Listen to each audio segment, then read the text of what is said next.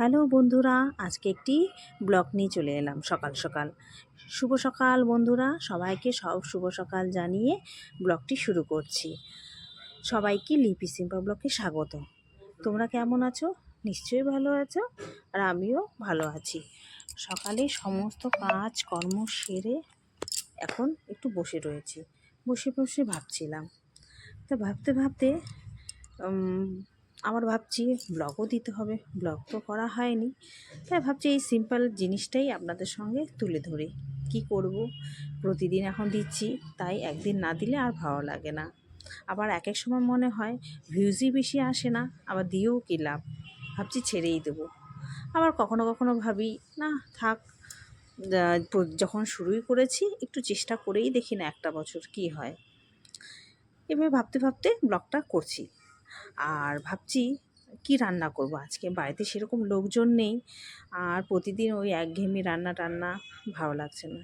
এই যে একটু বাইরেটাও দেখিয়ে দিলাম, সকালের একটু রৌদ্রও উঠেছে, জামা কাপড়ও কেচে দিয়েছি, মোটামুটি সমস্ত কাজই হয়ে গেছে, শুধু রান্নাটা বাকি আছে। রান্নাটা করে নিলেই হয়ে যাবে, তারপর আমি ডিউটি চলে যাব। তাই বসে বসে ভাবছিলাম কি রান্না করা যায়। চলো রান্না করে যাওয়া যাক। মোটামুটি আমার ভাত তো হয়ে গেছে, এখন ডালটা বসিয়ে দিয়েছি, ডালটাও মোটামুটি হয়ে গেছে। আর শর্টকাট বুদ্ধি খাটিয়ে আজকে রান্না করব কি, এই যে মাছ পিস রয়েছে, আর ডিম রয়েছে, আর বেগুন, আর আলু, ভাবছি এগুলো দিয়েই করে নিই। এই ভাজাগুলো দেখালাম না। এই যে কড়াটা বসিয়ে দিলাম, এটা একটু একটু ঝোল ঝোল মাখো মাখো করে নিব। ডাল তো করেইছি, কেন প্রতিদিন আমাকে ডাল করতে হয় বাবুর জন্য। আর সব দিদিরই কিন্তু কমপ্লেন আসছে এখন, যে ভিউজ আসছে না ভিডিওতে। আমি ভাবতাম শুধু আমারই হয় না, মোটামুটি আমরা যে কজন রয়েছি প্রতিদিন, যারা আমরা নিজেদের মধ্যে বন্ধুরা ভিডিও দেখি, তাদের সবার একই সমস্যা দেখছি। সত্যি এক এক সময় এত কষ্ট করে ভিডিওগুলো বানাই, মনটা খারাপ হয়ে যায়। আবার এরকম হয়ে গেছে অভ্যস্ত, যে আবার না দিলেও ভালো লাগে না। কি আর করা যাবে, যাই হোক। এই যে এইভাবে আমি একটু সিম্পলভাবে করে নিচ্ছি। কি করব, সব একবারে এইভাবে দিয়ে দিলাম। কে কে আমার মতো আছো যে ডিম আর মাছ একসাথে রান্না করো, একটু কমেন্ট করো, ভালো লাগবে। এই সিম্পল ব্লগগুলোর মধ্যেই যদি ভালো ভালো কমেন্ট আসে না, ভালো লাগে, মনটা একটু ভালো হয়। থাক, আমরা যারা রয়েছি আমরাই পাশে থাকবো একে অপরের, এভাবেই চলতে থাকি, দেখি কত দূর কী হয়, কোথায় গিয়ে পৌঁছতে পারি। এইভাবেই আমি শর্টকাট করে নিলাম। সংসারের দায়িত্বটাও পালন করে নিলাম। সংসারের দায়িত্ব তো পালন করতেই হবে, তাই না? যেহেতু ফ্যামিলির লোকও রয়েছে, শুধু আমার চিন্তা করলে তো আর হবে না, বাড়ির লোকদেরও চিন্তা করতে হবে। তাই এইভাবে আমি ডিম আর মাছ দিয়ে রান্না করে নিলাম। কেউ মাছ খাবে, কেউ ডিম খাবে, যার যেটা পছন্দ সে সেটা খেয়ে নেবে। আর একটা ভাজি তো করতেই হবে। এই বলতে বলতে মোটামুটি আমার মশলাটাও কষানো হয়ে গেছে। এর মধ্যে একটু গরম জল ঢেলে দিচ্ছি। আমি না বেশিরভাগ গরম জলটা দেওয়াই পছন্দ করি, যখন থাকে না অবশ্য এমনি জলও, নর্মাল জলও দিয়ে থাকি। এইভাবে আমার গল্প করতে করতে রান্নাটাও হয়ে গেল।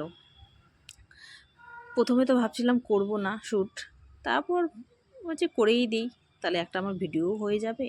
এভাবে আর মাছ ডিমগুলো এভাবে ছেড়ে দিচ্ছি ঝোলের মধ্যে, আর বেগুনও দিয়েছি এর মধ্যে। কে কে এইভাবে শর্টকাট রান্না করেন আমাকে একটু জানাবেন, ভালো লাগবে, কমেন্ট করবেন। আর কীরকম লাগলো এই ভিডিওটা সেটাও জানাবেন, খারাপ লাগলেও জানাবেন, কোনো অসুবিধে নেই। যদি বলেন না খারাপ হয়েছে, তাতেও আমি মনে কিছু করব না।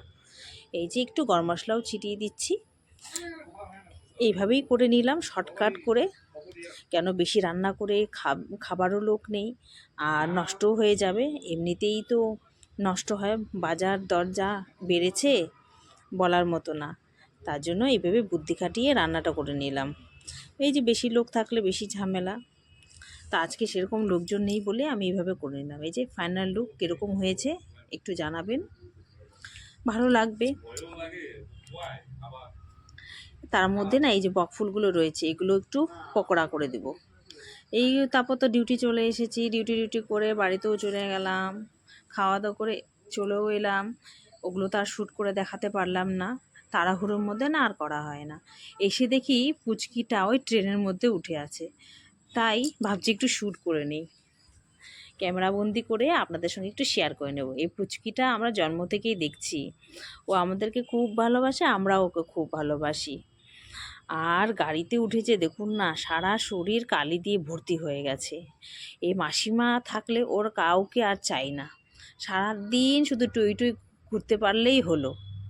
কি অবস্থা হয়েছে পাগুলোর, তাই সেটা আমি ওকে বলছিলাম, আর হাসাহাসি হচ্ছিল।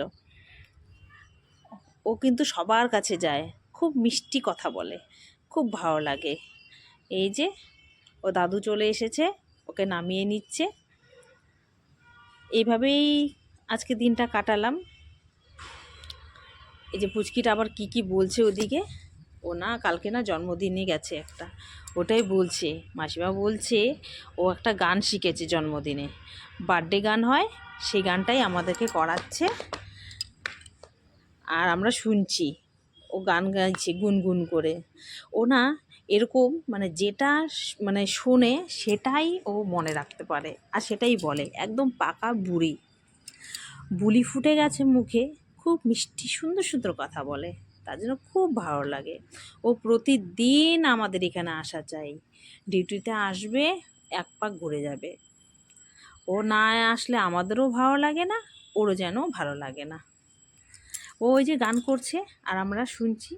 এই বলতে বলতে ডিউটি শেষ করে বাড়িতে চলে এলাম সিঙ্গারা নিয়ে। ছেলে ফোন করছে ও সামোসা খাবে, ছুটি রয়েছে তার জন্য। তা আমি বলছি ওকে সবটা খেতে পারবি?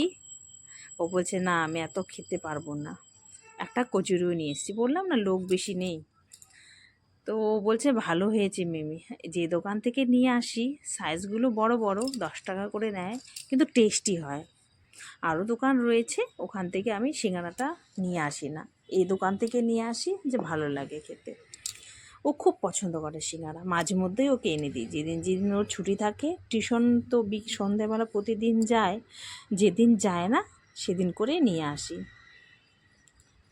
তাই এই যে আমরা ইভিনিংয়ে এখন এটাই আমাদের টিফিন, আর কিছু বানালাম না। তা আমিও একটু খেয়ে দেখি, তো ভালোই লাগছে, টেস্টি। সবাই মিলে এখন একটু খেয়ে নিলাম, আর ভিডিওটা আর বেশি বড় করব না, ভাবছি এখানেই শেষ করে দেব। আজকে এই সিম্পল ভিডিওটাই দেখালাম। যদি ভালো লেগে থাকে লাইক কমেন্ট শেয়ার করে দিও, আর সাবস্ক্রাইব করতে ভুলো না। Thank you for watching.